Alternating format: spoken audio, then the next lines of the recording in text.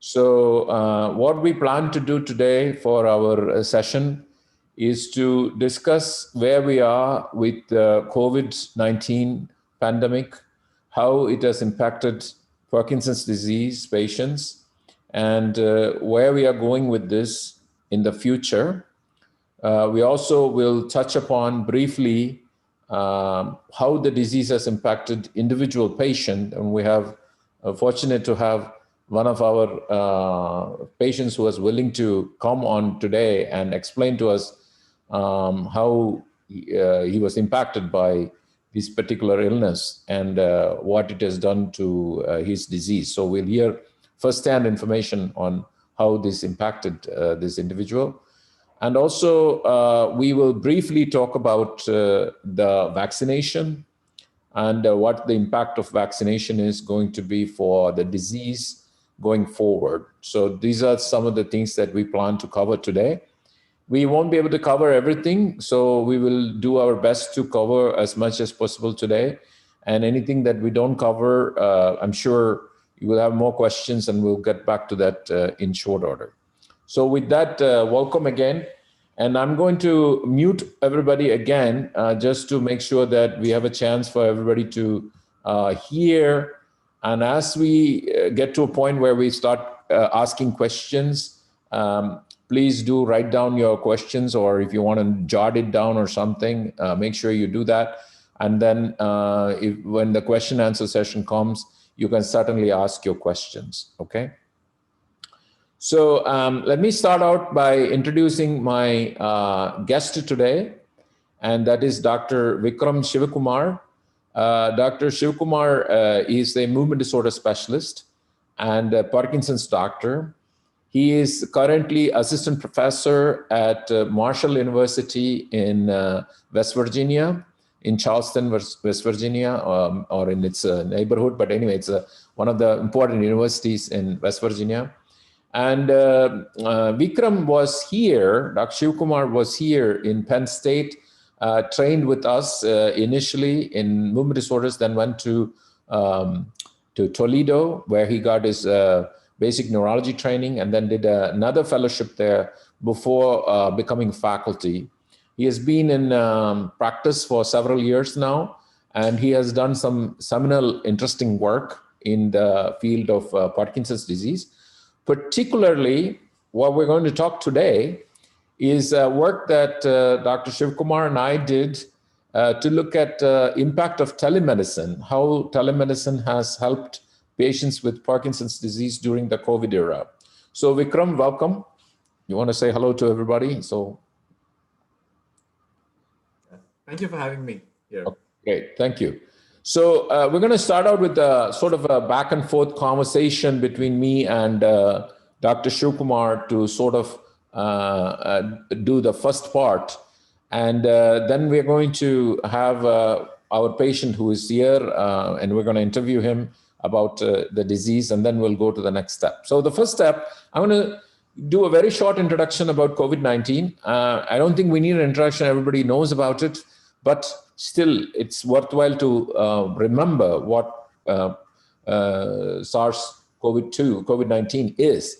So coronaviruses are common viruses.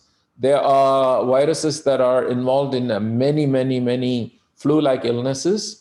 But what is unique about there's a current one with the so-called SARS-CoV-19, or the ones that we have going on right now, is that it's a very unique virus, and it's a mutant virus that we think, or at least most people think, jumped from the animal kingdom to humans in a unique way, so that we as humans don't have a lot of immunity against this particular virus. So this is different from the common flu, in that common flu has been around for a very long time. Yes, it mutates every year. It creates new viral species, what we call influenza 1, influenza 2, influenza 3. So we have had influenza-like virus that's been around for decades or centuries, and we have had flu-like illnesses for centuries. But from time to time, when viruses jump from the animal kingdom to humans, we as humans don't have the ability to fight that infection. So that's a big difference. The common flu, we have a little bit of resistance, and that resistance can be acquired during the infection. So every year when we have a flu season, we get the flu, and we, as our body has some ability to fight it. However, in the case of the new coronavirus, we lack that immunity. And that's why this is such a dangerous disease. And that's why it has spread like wildfire and has killed so many people, right? So that's principle number one. Principle number two, what are the symptoms of this disease? It has very common features similar to the common flu. So you have a running nose, you have a temperature, you have a cough, you have a sore throat. Some people have a diarrhea. So there are many features that are similar to a common cold. And that's why it becomes really hard to tell whether you have COVID-19 or whether you have a regular common flu. As you'll hear from our patient, he thought it was the common cold, that you get it in December, and he was sort of blowing it away until he was actually diagnosed with COVID-19. So those are some simple principles to stand out with. Now, how does it impact Parkinson patients? So this is the important thing to talk about today, right? So as a Parkinson patient, what are the things that we need to know? Now, since the disease has been going on for 9 to 10 months now, we have a lot of papers that have come out and a lot of data coming out in a lot of publications. So recently, in October, we had the International Movement Disorders and Parkinson's Disease Conference, and there was a whole session about COVID-19 and its impact on Parkinson's disease. And there were a lot of experts from the world who talked and provided a lot of information. So what do we know so far? At least up until November, what do we know? So the next 2 months, we don't know, but up to November, what do we know? The take-home message is that Parkinson's disease patients with Parkinson's disease don't have any extra vulnerabilities than a patient who don't have Parkinson's disease. So if you have Parkinson's disease, doesn't mean that you are going to get more COVID-19. Now, when we did our sessions earlier in the summer, we said the same thing, but that's held true. So even today, as of today, the data that comes out from all over the world, there is no indication that Parkinson's patients have increased vulnerability to coronavirus or to the SARS-CoV-19. And this is what we all see. So I'm going to ask Dr. Shivkumar to say his experience as well. But my experience has also been the case in our practice here in Hershey. We don't see a huge influx of patients with Parkinson's disease who have developed COVID. We have a few, and we're fortunate to have one of our patients who has survived the disease and is doing well to join us today, and we'll get a chance to talk to him.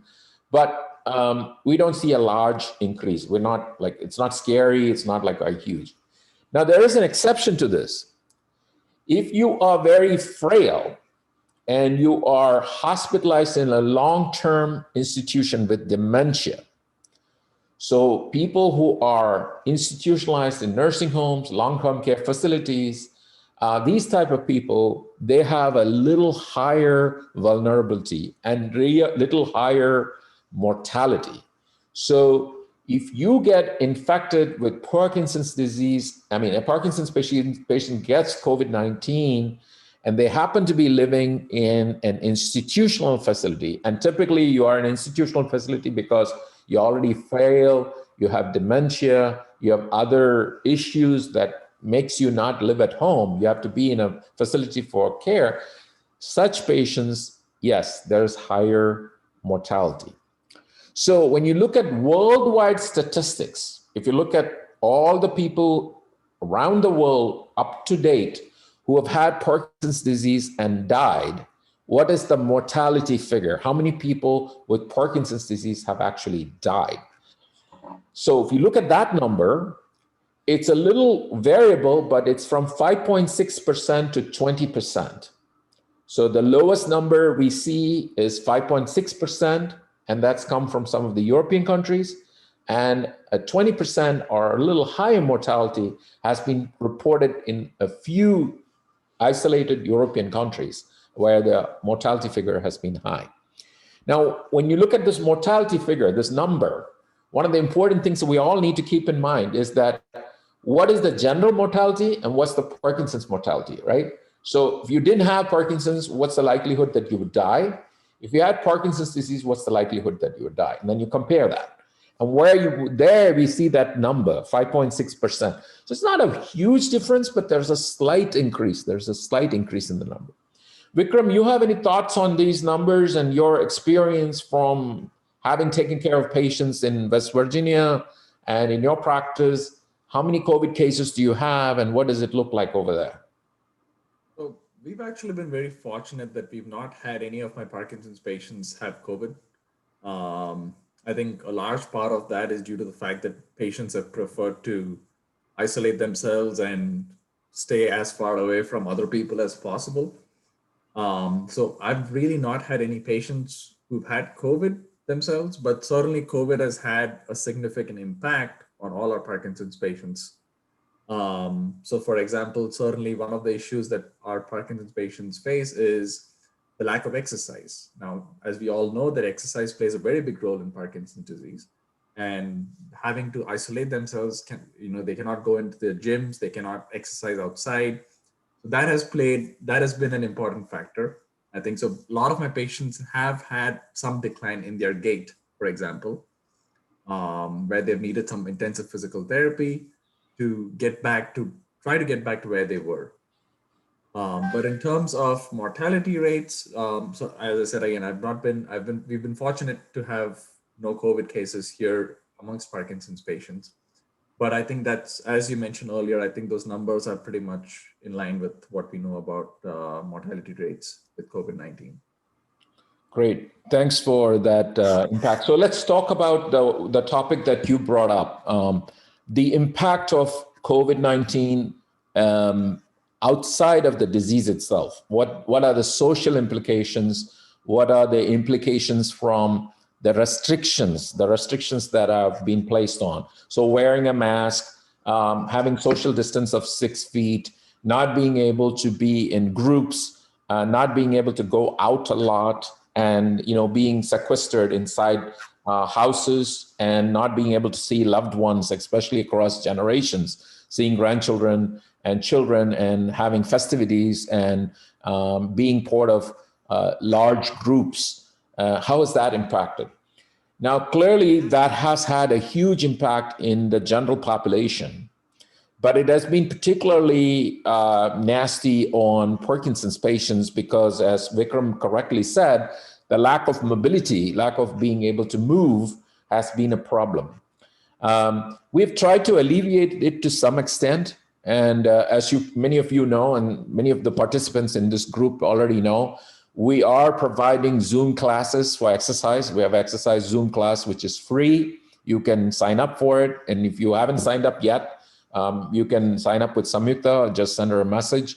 And we are doing weekly Zoom classes, which teaches you how to do exercise as part of a group. So you are virtually doing it. It's different from having people right next to you doing exercise, but still it's some compensation for the fact that you're not able to do exercise as well as you used to do before. But we are working on that aspect. It's still not a good substitute for what you're able to do when you're in groups, right? I mean, having a family celebration, a Christmas celebration, Thanksgiving celebration, where everybody gets together, have a good time, and the cheer that it brings, that's not easily replaceable by video conferencing or by doing virtual handshakes and having bye-byes. And even just saying shake your hands with your doctor, you're not able to do it, or a friend or family, or give a hug to your family member, you're not able to do it. Now, how has that impacted worldwide? What has happened worldwide to it? So we look at statistics. Yes, the depression rates have increased, the anxiety rates have increased. And how do we know that? And one of the common manifestations that has been reported in the literature, and this is also my experience, that my patients tell me, that the tremors have increased. So there are many people who are reporting that they're more tremulous and they are shaking more. And of course, it makes sense, right? If you're more anxious, you're more worried about an illness, of course, you're going to shake more. Even people who don't have Parkinson's disease, if they become worried, they become anxious, they're going to tremble more. And so it's natural that if you're anxious, depressed, and more stressed out, yes, you're going to shake more. And that's what we are observing. And as a result, worldwide, if you look at the literature, again, this was reported at this meeting, the consumption of Parkinson medication, especially levodopa carbidopa, has been increased approximately 15%, 15% increase in dosing for Parkinson patients during the COVID times. This has been reported in the literature. What about other medicines? You're taking other medications such as dopamine agonist, ropinirole, pramipexole, Requip, Mirapex, patch medication such as rotigotine, how about amantadine, many other medications, right? All these medicines that Parkinson's patients take, rasagiline, saligeline, so on and so forth. What the worldwide literature was reported, there was not a whole lot of increase or decrease, which is an important thing to mention.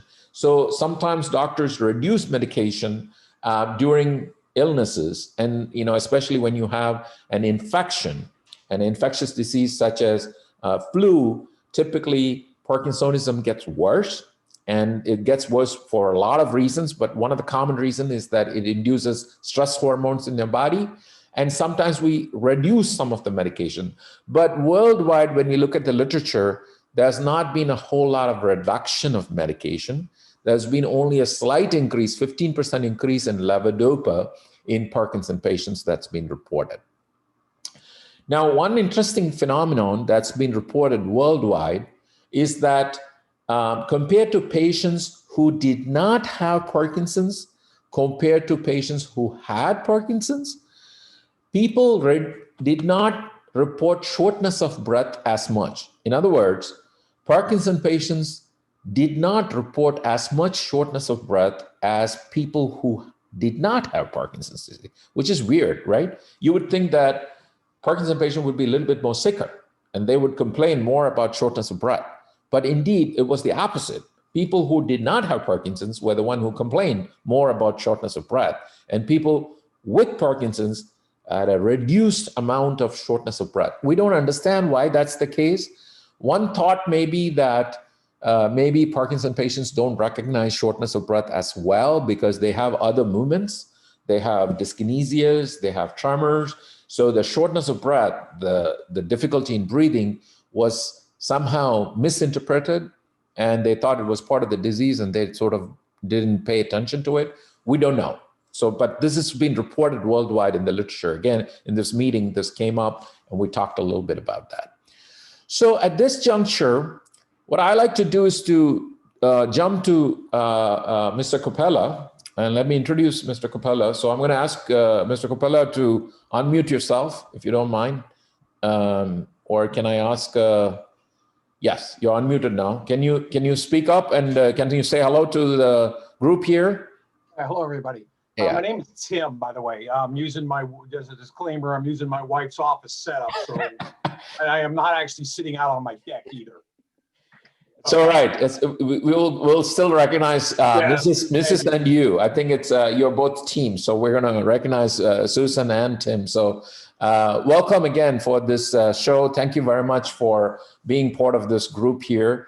Mr. Capella has been my patient for quite some time, and he's been a wonderful patient. He has also participated in a lot of our research studies. He has been a volunteer for a number of our research projects.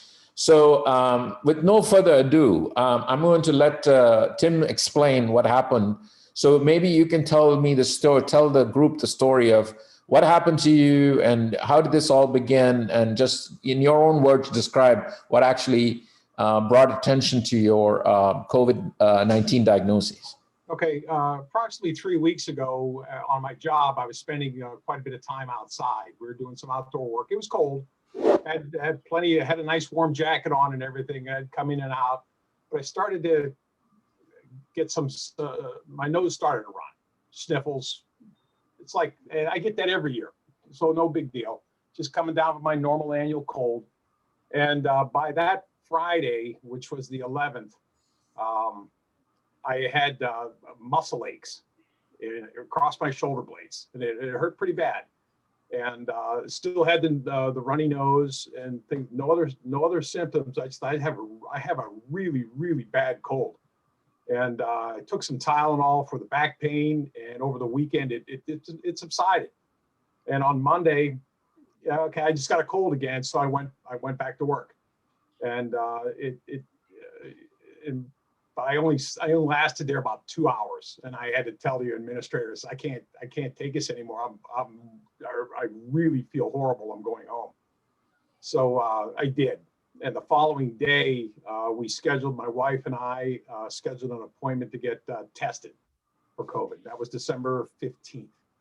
And the following day, we received the positive results. Since then, what I've had is low-grade fever, cough, a little bit of congestion, and like that. But those were my symptoms. And I ended up at an urgent care last week for the cough. They said, come on in, make sure we don't want you to get pneumonia. Make sure we nip that in the bud. So I went in and they took an x-ray. They did notice a patchy area on one of my lungs. They prescribed some doxycycline. Thank you, doxycycline. Yes. And that course of medication, it comes to an end tomorrow. And I am to call them back and maybe get a follow-up visit to see how well it's cleared up my lungs. The cough has gone down tremendously. I still have an occasional cough every now and then. I still have some drainage in the back of my throat, triggers it every now and then. It can be a dry cough, but it's greatly reduced from where it was. Energy levels up significantly. I did go back to work on Monday.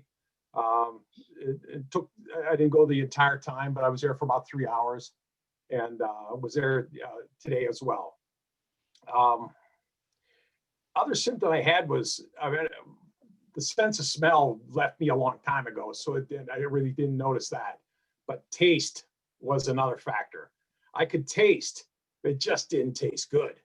Some food tasted salty, some just tasted bland, and it's like baked chicken, for example. It tasted, and I literally tasted terrible. And that has since gone away a little bit too. So tonight's meal tasted a whole lot better. So I think I'm on the mend there.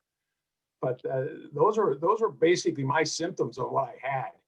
And so let me say, if Susan is there, please invite her on board as well. We would love to talk to her as well. So she's in the other room right now. If you like her, I can call her out. No, it's okay. It's okay. If she's not there, I mean, we thought we could chat with her. So, but Let me ask you, you had sniffles, and you also had on your X-ray some evidence of sort of a pneumonia, and they gave you doxycycline. But how about shortness of breath? Were you short of breath, or you did not experience shortness of breath? I can't say I've experienced that. Now, my daughter did tell us go get one of those fingertip blood oxygen monitors. Yes. We have that. We have the thermometer that you just point at your forehead. So we get a check. We get a request every morning for a status update. We'll get one for tonight before we go to bed. How is everybody? Yes. So, but yeah, we check our blood oxygen levels on a regular basis and our temperatures. And my temperature's been normal since I started the doxycycline. So I'm assuming that we're in good shape there. Yeah. So that's interesting. Oxygen's been like 94 or higher. Right. So that's very interesting. So the worldwide observation is you are reflecting exactly what the rest of the world is telling us, that Parkinson patients don't experience shortness of breath as much as people who don't have Parkinson's disease, which is a very interesting observation. Mm-hmm. Now, I want to talk about your Parkinson's symptoms. So prior to the COVID diagnoses, you were experiencing some fluctuations, right? Your Parkinson's symptoms were going up and down a little bit. Yes. And one of the things that we had done right before you came down with the COVID was that we had switched you from entacapone to one of the newer medicines, the opicapone. So we stopped the entacapone and we started the opicapone, which is for those of you who don't know, entacapone is a adjuvant medicine called carboxy-O-methyltransferase inhibitor, COMT inhibitor. and the common name is Comtan. And many of you might have taken Comtan before. Anyway, Tim was on entacapone, and that is the Comtan, and carbidopa levodopa. He's taking that 4 times a day, but he was experiencing some fluctuations, some periods where the medicine was not working well, and there was some downturn, and it was getting to a point where he was experiencing considerable tremors, lots of tremors, and so on and so forth, and it was causing some disability. So we switched him from entacapone to opicapone a couple of days before Thanksgiving. So 23rd or 24th or something, that's when he switched. The 23rd was my first day. 23rd was the first day. Yeah. So that whether it improved his condition or not, we can't tell, because Tim, you experienced a fairly unique symptom, right? Which Yes. is that you don't tremble when you are sitting, but you would tremble when you stand and walk. Is that correct? No, actually, it's the other way around. When Yep. I'm sitting, I get tremors in my legs. And when I'm standing, I get a tremor in my left leg primarily. When Right. I'm walking and moving and lifting and doing things at the job, I don't notice it at all. Right. I function like normal. But it's when I'm standing or sitting and I'm basically inactive, the leg starts. Right. And that's something you did not experience before COVID. It came after the COVID that you started observing more of that. Oh, I'd have to say yes to that one. It definitely more prominent since, well, I mean, I got COVID, as you and I guessed, probably contracted COVID about the same time I switched over to Capone. Right. So right. I blamed it on the new medication, but maybe not. Right. Right. And since then, now, since you have sort of recovered from the COVID-like symptoms, you don't have the sniffles anymore.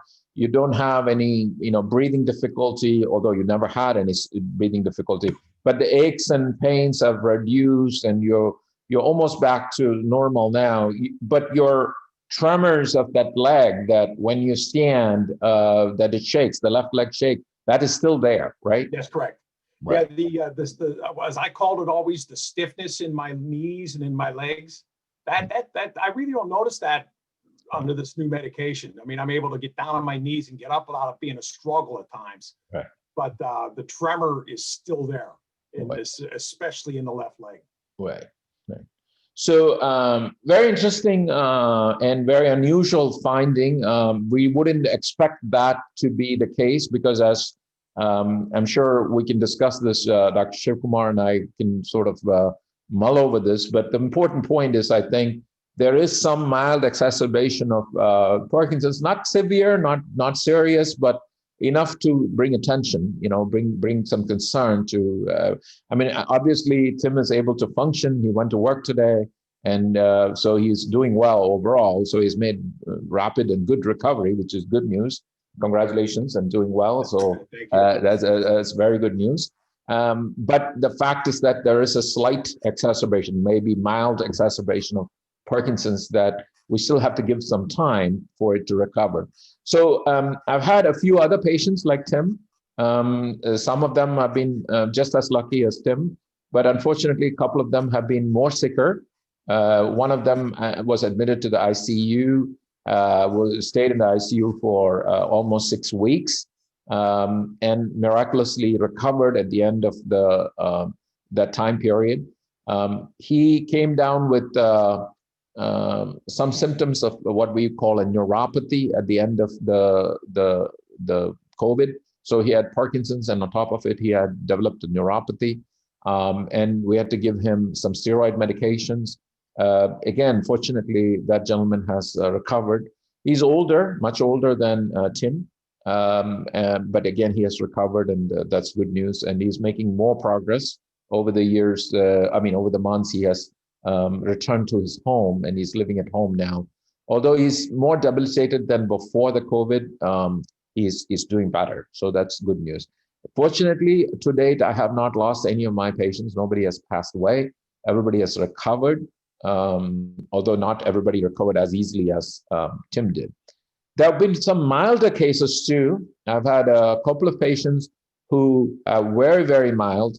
In one case, the spouse got diagnosed with COVID. The spouse went for a Broadway show in when the Broadways were still active. I believe it's early February or mid-February, early part of COVID season.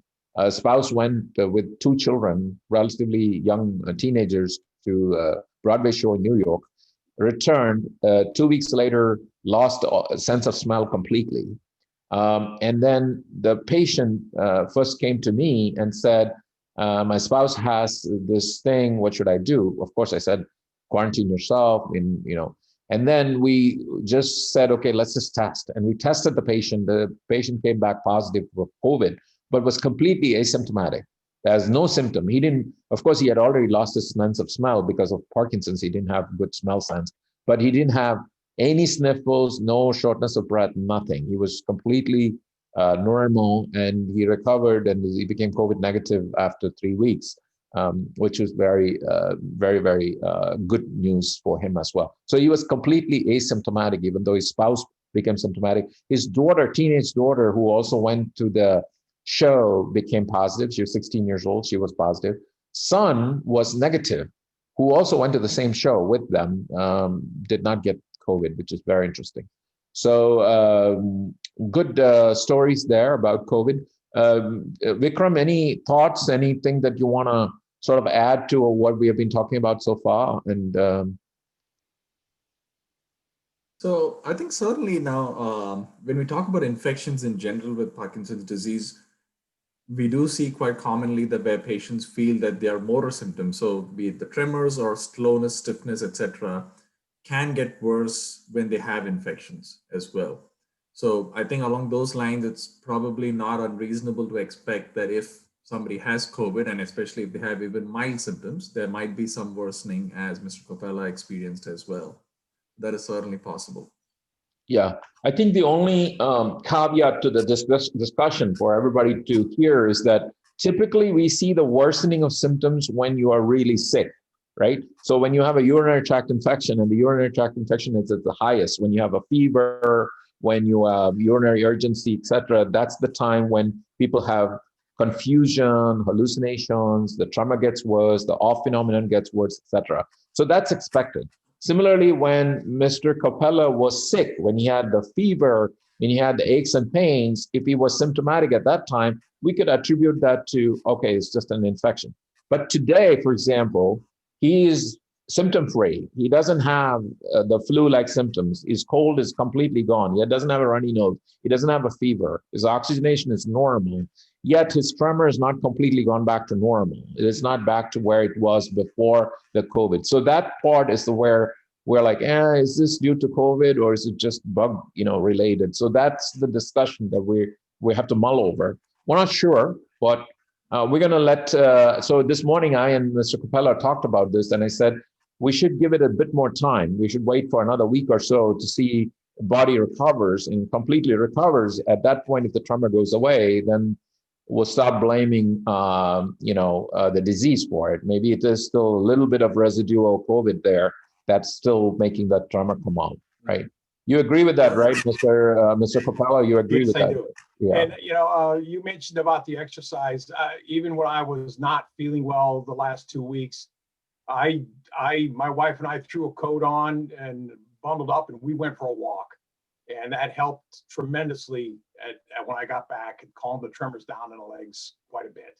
Right. So I was able to sit in a chair because I was doing a lot of that while I was waiting for this thing to go away. And the exercise, the walking absolutely helped.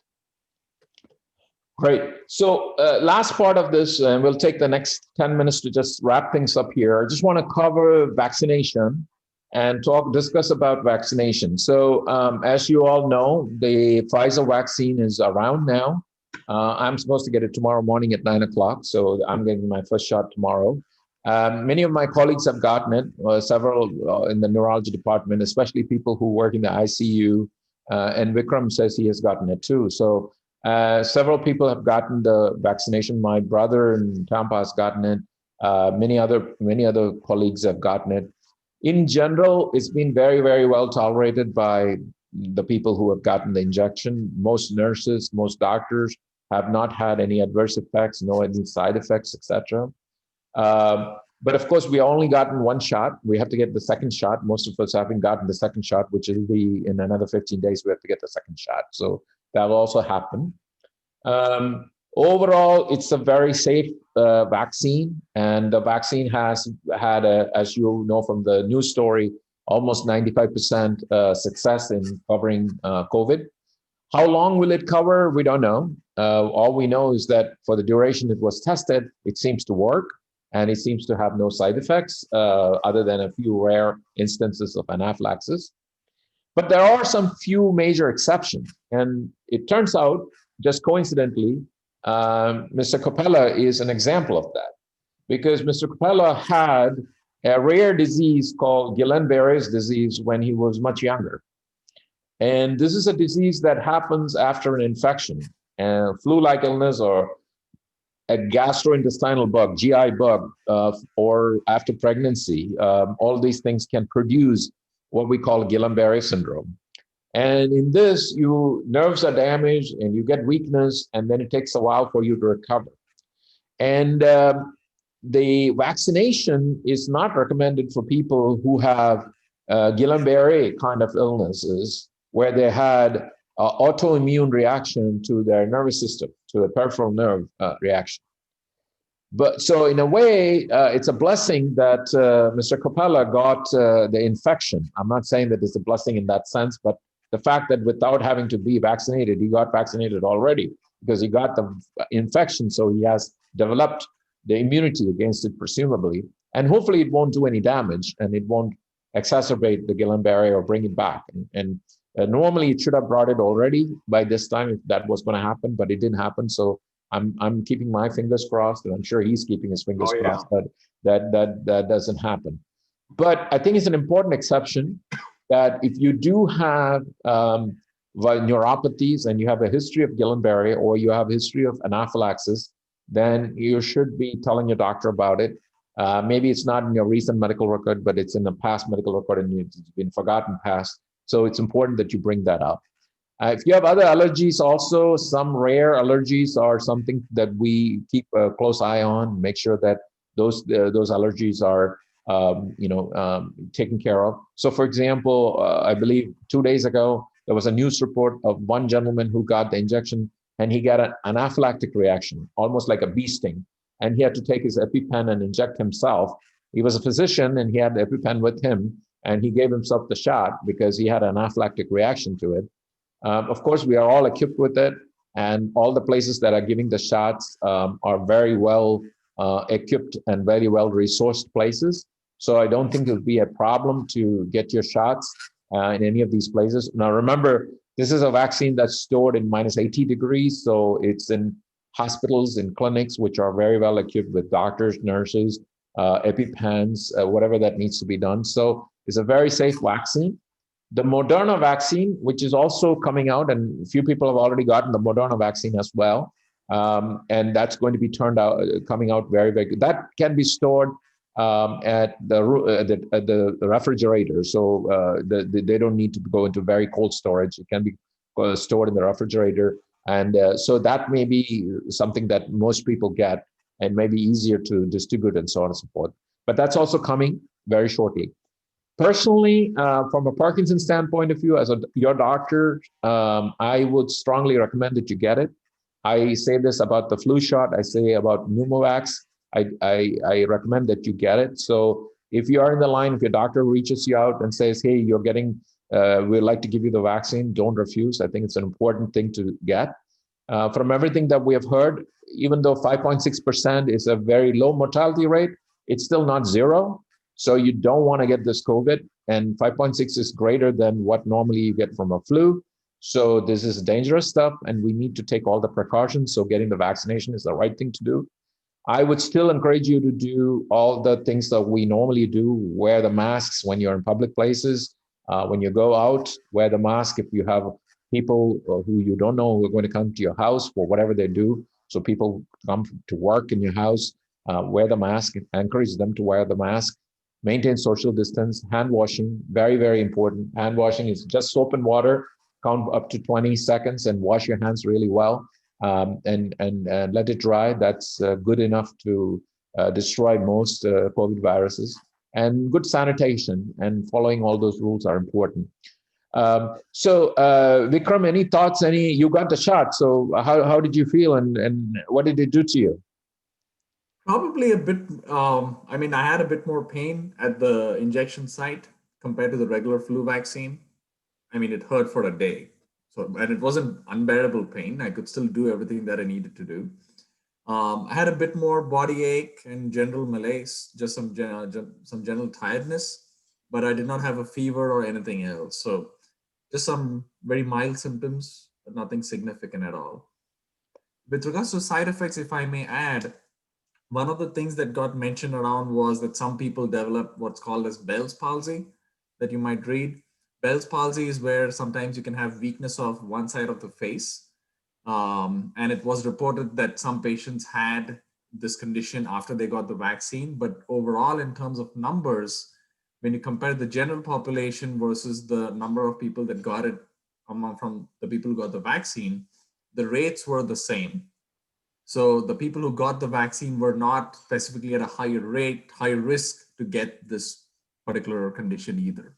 So it appears to be a very safe vaccine to get. Great. So now time for asking some questions. So people have questions. You can do one or two things. One, you can just put your hand up and I will pick you if I can see you on the screen, and we can just ask you to unmute and ask your question. So we can all take turns and just, answer any questions that anybody has. The other option is that on your screen, you do have the hand raise function. You can do the hand raising on the thing, and I'll try to monitor, and I'll ask Samikta to also monitor if she sees any hands raised, and we can try to answer. So any questions for either me or Vikram or for Tim? The three of us will be happy to answer any questions that you guys have.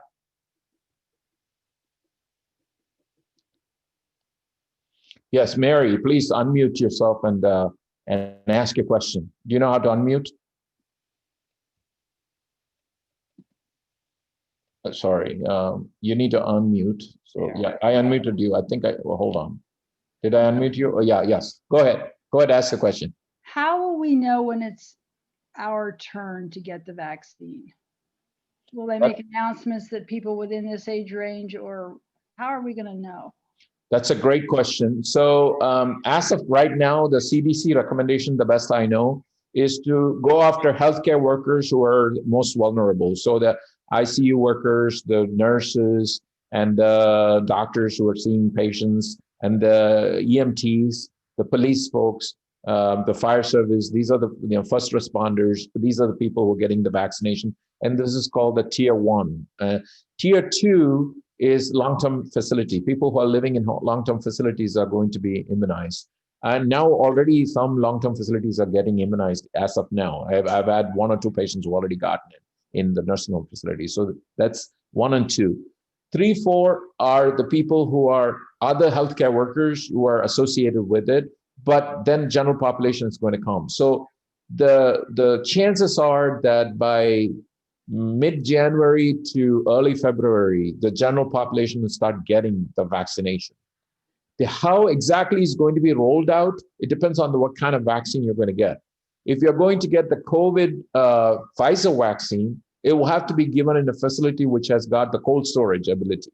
So it'll have to be in the hospital, or will have to be in a bigger facility. If it's going to a regular doctor's office where there's only a regular fridge, it will be the Moderna vaccine, right? So it depends on how the rollout happens and where the vaccine gets shipped. So if the vaccine gets shipped to local doctors' offices and they become available, then the doctors are asked to prioritize. So all our practices, at least it has happened to my practice, we've been asked to give a list of patients who are more vulnerable, about the age of 60, who have immunodeficiency syndrome, etc. We've given a list. We have given it to our supervisors, and we've said, these are the people who should be prioritized over others to get. So if they're generally healthy, they are lower priority, they're more sicker, they have cancer, they are immunosuppressed, they are more vulnerable, they are higher priority. So the PCP, the primary care physician, should be the one giving you that advice to say, okay, you're a priority this, priority that, etc., to get that thing. Now, the general public may also get access once it's really shipped out to all the pharmacies, for example. You still need some sort of a script. Somebody will have to write a script saying, give a shot. So it'll have to be on demand based on a script. But I think your PCP, primary care physician, will be the one that would be directing you the which way to go. I expect this to happen no later than first week of February at the latest, I think. So that's my expectation. Vikram, you have thoughts? Thank you. Yeah, I don't really know when we are planning to give it to our patients here. We are still kind of in the process, as you said, in phase 1, where we're trying to inoculate all the healthcare providers. But yeah, I think it's going to be a while before we get to the other general public. Also depends on the vaccine availability and the shortages and everything as well. Hopefully, I think they're predicting that they should have enough number of doses available. So I think it's in time. I think, by February or so, I think we should be able to get it to the general public. Good. Thank you. Yeah. Yeah. Go ahead. I actually also had COVID. Oh, wow. Since I had Okay. COVID, That's not should good. So we have more than one patient here. So sorry to hear that. That's okay. I'm better now, so it's all good. You wanna give your short spiel? Was it similar to what Tim experienced, or was it different? I actually had no cold symptoms really. I had a cough, but I didn't have runny nose or anything. I had diarrhea. I was throwing up. I had dry heaves. I couldn't eat. I had a fever every day for like 2 weeks, and it was pretty horrible. I had a metallic taste in my mouth all the time. I brushed my teeth like 5 times a day. So it wasn't good. Did your Parkinson's symptoms get worse when you were ill with the COVID? The dyskinesia did. And have they now resolved completely, or are they still? Is it still there? No, I feel like it's pretty much resolved. Okay. Well, Well, my one question is, since I've already had it, should I get the vaccine or should I get it like maybe later in time, or what's the scoop with that? Well, that's a great question. So this is applicable for you and Tim. There is fortunately very easy to do serological tests. So these are antibody tests that will determine how much immunity you have. Okay. So that can be done first, and they can actually determine whether you're immune or not. If you're immune, then there's no reason for you to get the vaccine. So these are the simple tests that now they're trying to sell that as a home test. You can take the test and you can just get it done in your own home. In 20 minutes, you'll know the answer. But it's also available in your doctor's office. If you go to the doctor's office, they can order serum titers. They can actually measure how much anti-COVID antibodies you have.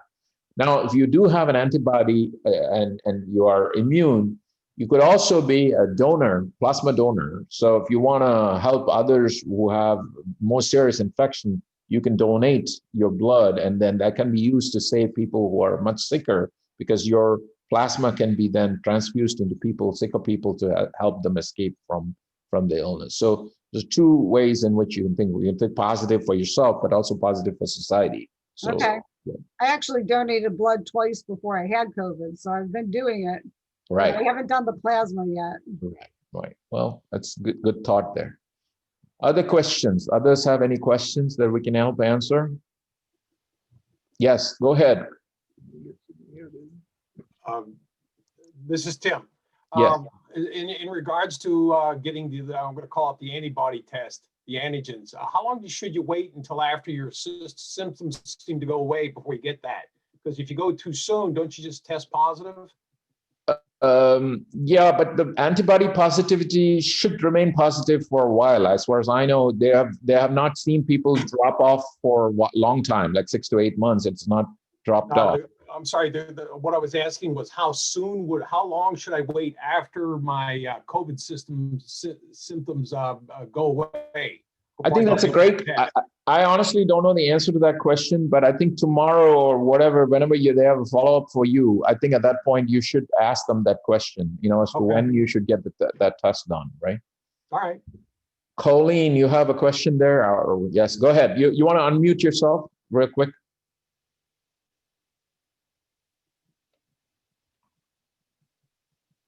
All right, thank you, doctor. Sure. Good evening. Good evening.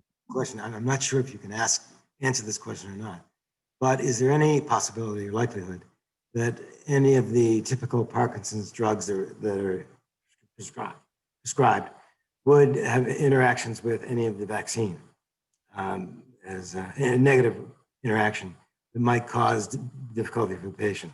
Is that a possibility that we should expect? Yeah, that's a great question. And the answer to that is that as of now, there has been no report of that happening either.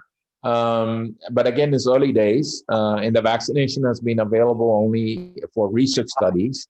And so far, this has not become an issue because it's been given to people with all kinds of different conditions. And of course, healthcare workers also have illnesses, and this has not been an issue. But you bring up a very good point, which is, what about Parkinson medicines and COVID? What about if you get COVID, what medication influence? I already mentioned that levodopa dose went up by 15%.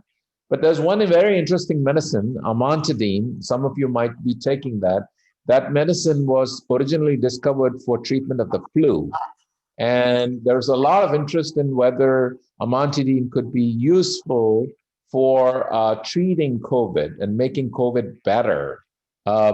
There's also interest in entacapone or Comtan, medicine that many people are taking, that particular medication may be expressed on the same gene that expresses the SARS-2 protein binding area in the brain. And therefore, taking it might have some sort of an influence on COVID. So it's a very interesting scenario whether having Parkinson's disease actually gives you some protection against COVID, which is an important question. The other important question is that if you got COVID and you recovered from it, what's your risk of getting Parkinson's later? So this is for the general population, not for people who already have Parkinson's.